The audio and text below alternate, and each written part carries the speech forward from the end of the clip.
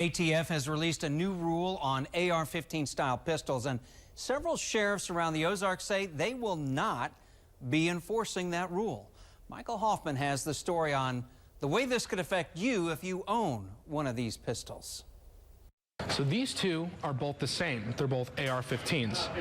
This one here is a short-barreled rifle because it has the adjustable buttstock.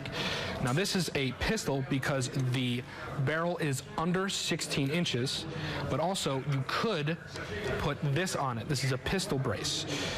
Now if you have the rifle, you must have a tax stamp and pay $200 and register it. Now, there aren't any other charges that you need to make for the pistol. That is until now.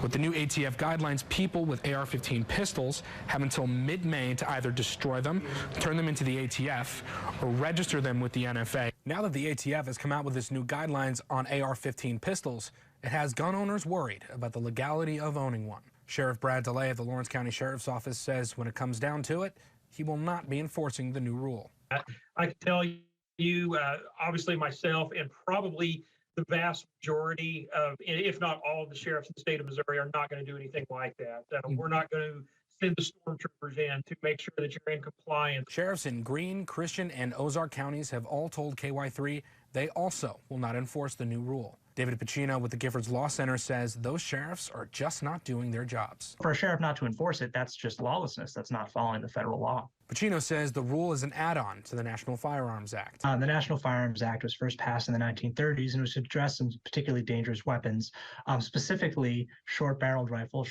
They were a heavily used weapon by organized criminal elements, and so they were something that was subject to heavy regulation by the federal government. Sheriff Brad DeLay says laws limiting gun ownership only stand to empower those criminal elements. Laws are not for good people. They're for the criminals.